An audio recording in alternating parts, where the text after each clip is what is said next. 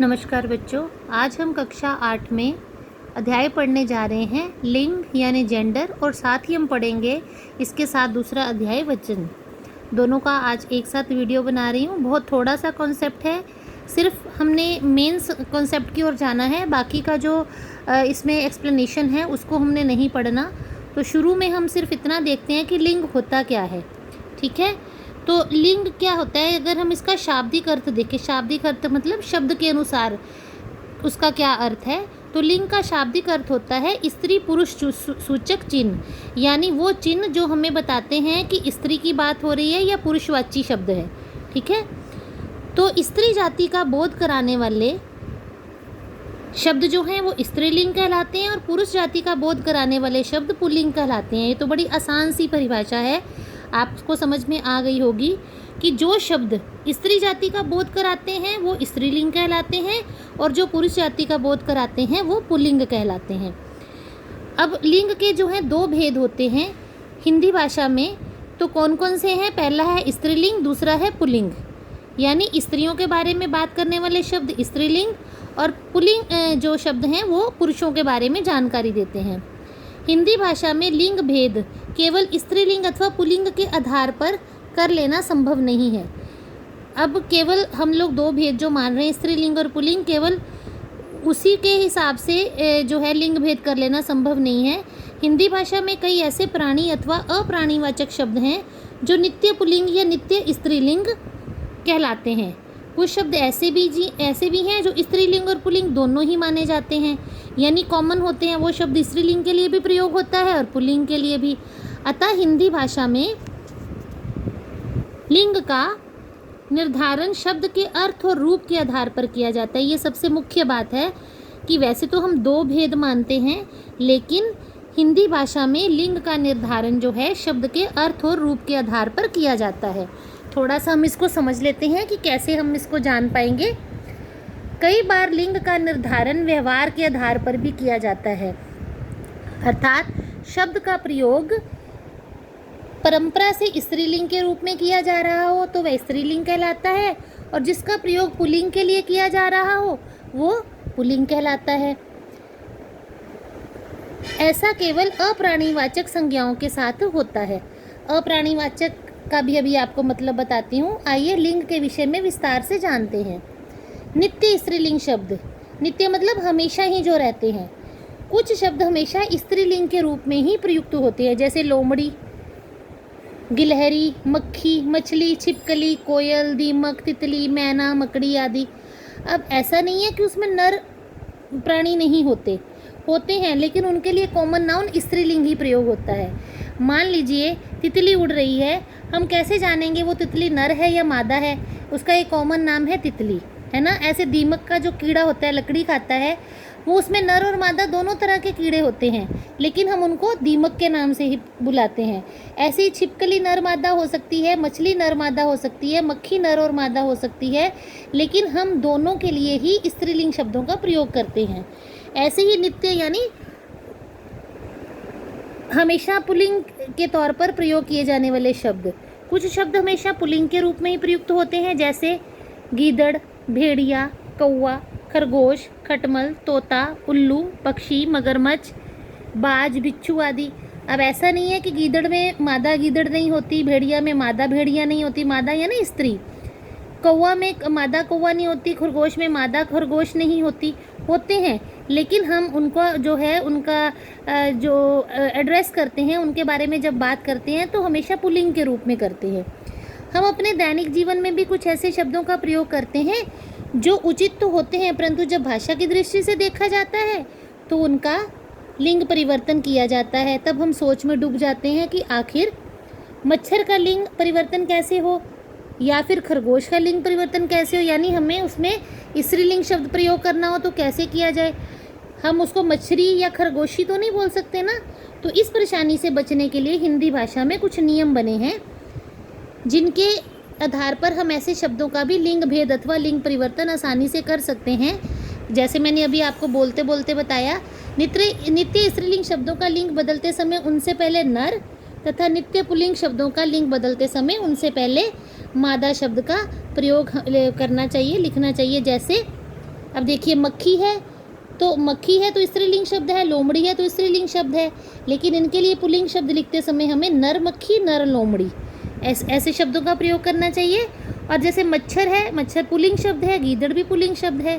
इनके बीच में जब हम स्त्रीलिंग शब्द का प्रयोग करेंगे तो हम उसके लिए मादा शब्द प्रयोग करके, मादा मच्छर यानी स्त्रीलिंग हो गया, गीदड़ पुल्लिंग है तो मादा गीदड़ स्त्रीलिंग हो गया।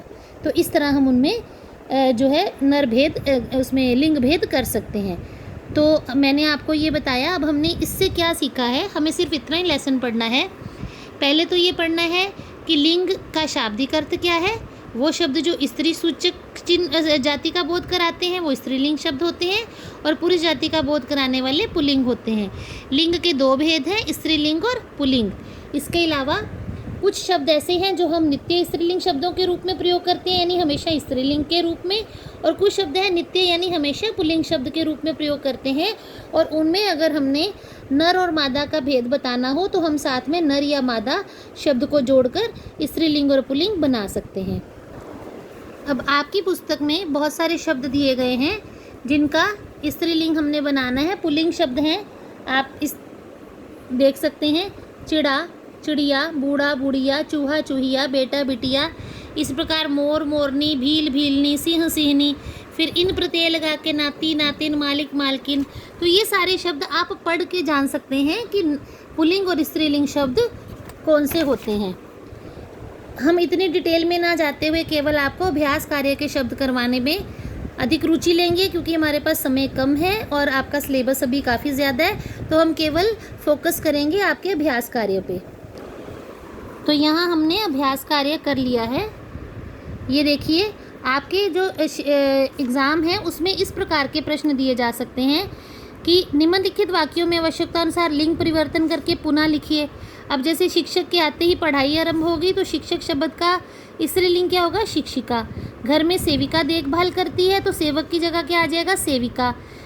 सेविका करती है तो सेविका की जगह सेवक आ जाएगा, तो सेवक की क्रिया बदल जाएगी, सेवक देखभाल करता है। ठीक है, इस तरह हम वाक्यों को पुनः उसकी क्रिया के अनुसार, लिंग के अनुसार क्रिया बदल कर लिख सकते हैं। अब देखिए, कवि सम्मेलन में बहुत से कवियों ने कविताएं सुनाई। अब जो कवि शब्द है, कवियों की जगह हम लिख देंगे, कवि का स्त्रीलिंग होता है कवित्री, तो हम लिखेंगे कवि सम्मेलन में बहुत सी कवियत्रियों ने कविताएं सुनाई। अगला वाक्य है, ओलंपिक में भारतीय धाविकाओं होता है खिलाड़ी, महिला खिलाड़ी। ओलंपिक में भारतीय धाविकाओं ने जीत हासिल की। जो दौड़ में हिस्सा लेने वाली महिला खिलाड़ी होती है उन्हें धाविका बोलते हैं, और जो पुरुष खिलाड़ी होते हैं पुल्लिंग शब्द होता है धावक। तो हम लिखेंगे ओलंपिक में भारतीय धावकों ने जीत प्राप्त की। निम्नलिखित, चलो ये वाली हमने छोड़ दी है एक्सरसाइज। उसके बाद हम यहाँ आ जाते हैं, कुछ शब्द ऐसे हैं जो आपको मालूम होने चाहिए।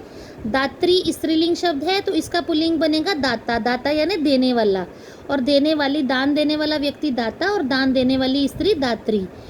विद्वान व्यक्ति होता है जो पढ़ा लिखा हो, सूझवान हो, बुद्धिजीवी हो, विद्वान, और स्त्रीलिंग बन गया उसका विदुषी। विदुषी का पुल्लिंग बन गया विद्वान। सुता होती है पुत्री, और सुत होता है बेटा। ये पुल्लिंग शब्द है, ये स्त्रीलिंग शब्द है। भाग्यवान जो है पुल्लिंग शब्द है, और भाग्यवती स्त्रीलिंग शब्द है। जैसे भाग्यवान इंसान, भाग्यवती स्त्री। ऐसे ही रूपवती यानी जो बहुत सुंदर कन्या है उसे रूपवती कहा जाता है। जो बहुत सुंदर पुरुष हो उसे रूपवान पुरुष कहा जाता है। योगी शब्द यानी तपस्वी योगी, योगी का स्त्रीलिंग बना योगिनी, योगिनी योगी। डिबिया स्त्रीलिंग शब्द है तो इसका पुल्लिंग शब्द बना डिब्बा। ऐसे ही सास स्त्रीलिंग शब्द है तो पुल्लिंग शब्द बना ससुर। तो आप इन शब्दों को और वाक्यों को ज़रूर से देख लीजिएगा, परीक्षा के लिए आपके लिए काफ़ी हेल्पफुल रहेंगे।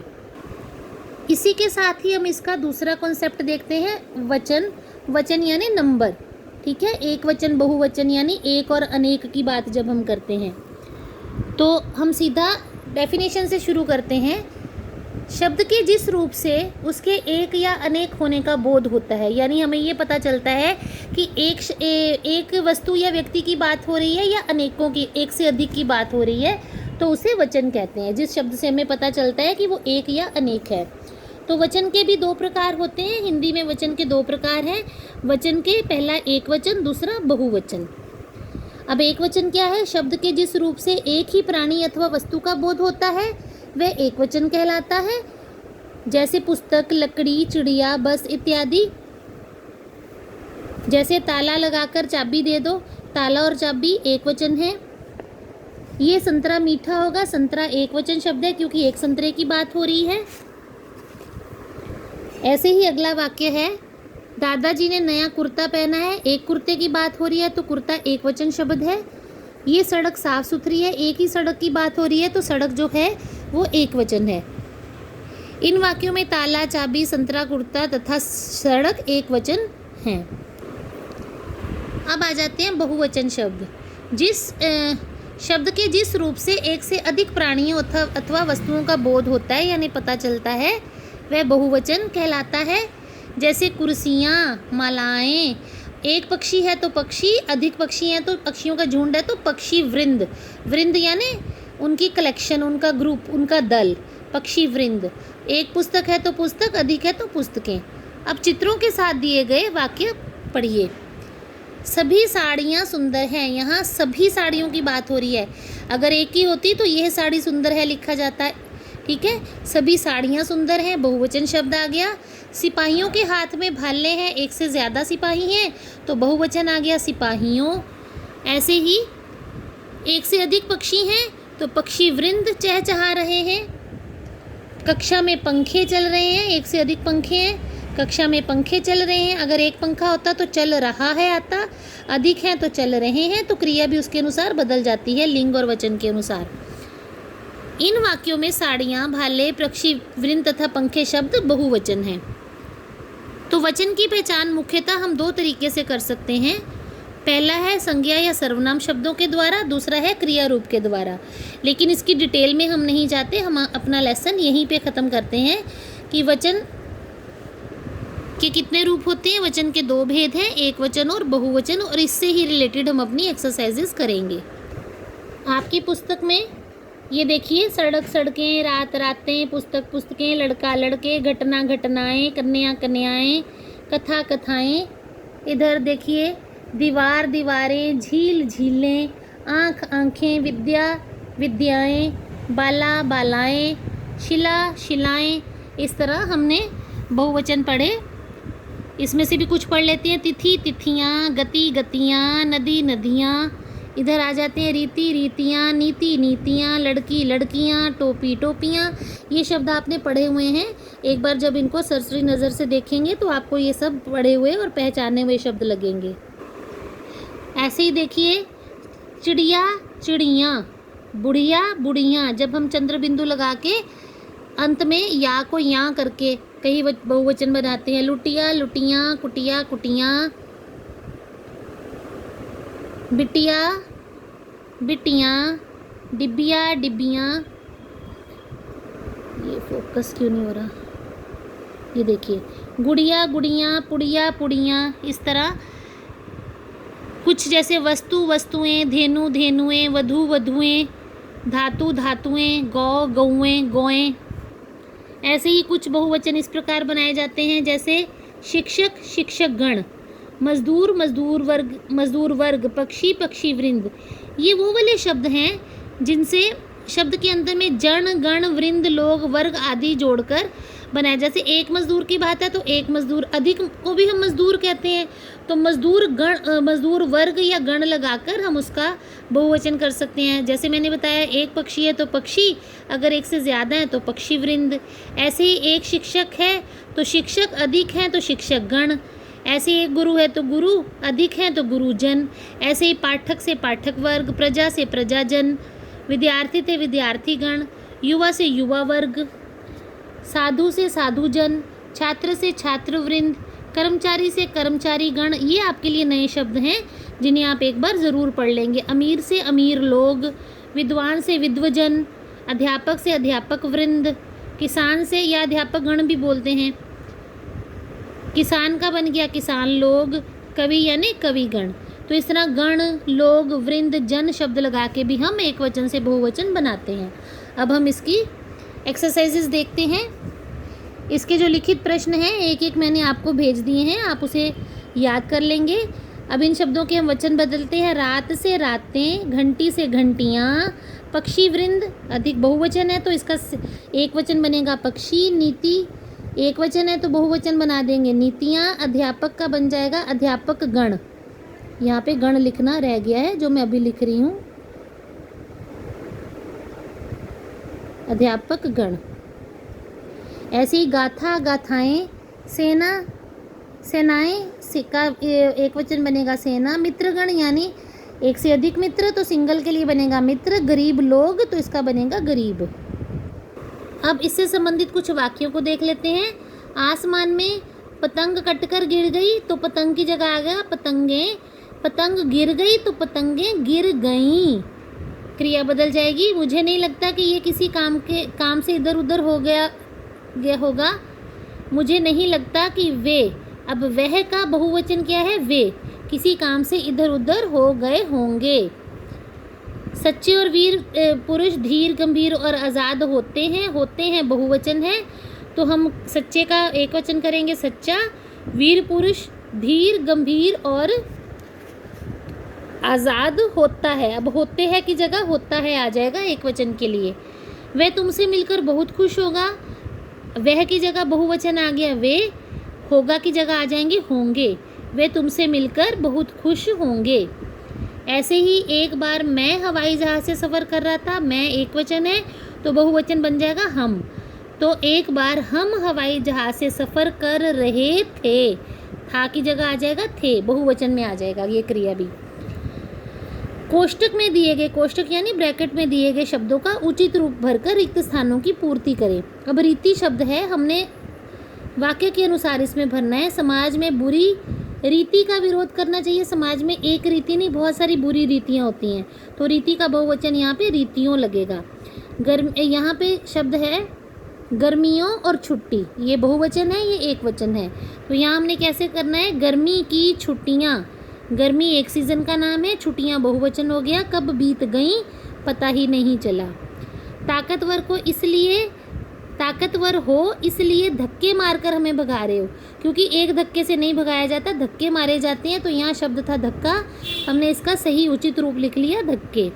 ऐसे ही आज का डैश ही देश को उन्नति के पथ पर ले जा सकता है। यहाँ युवाओं की बात हो रही है, बहुवचन है लेकिन हम यहाँ एक वचन की बात कर रहे हैं क्योंकि ले जा सकता है लिखा हुआ है तो यहाँ युवाओं की जगह आ जाएगा एक वचन युवा। पंचतंत्र अपनी कथाओं के लिए प्रसिद्ध है। अब पंचतंत्र एक कहानियों के संग्रह का नाम है, बच्चों की कहानियाँ हैं। पंचतंत्र की कहानियाँ आपने सुनी होंगी तो वहाँ पे कथा की बात हो रही है तो यहाँ पे हमने पंचतंत्र एक पुस्तक है और उसमें एक से अधिक कथाएं हैं तो हम लिखेंगे पंचतंत्र अपनी कथाओं के लिए प्रसिद्ध है। यहाँ कथा के लिए प्रसिद्ध नहीं है क्योंकि इसमें एक से अधिक कथाएं कहानियाँ हैं। तो उम्मीद है आपको वचन भी समझ में आ गया होगा। आज की वीडियो यहीं पे समाप्त करते हैं। धन्यवाद।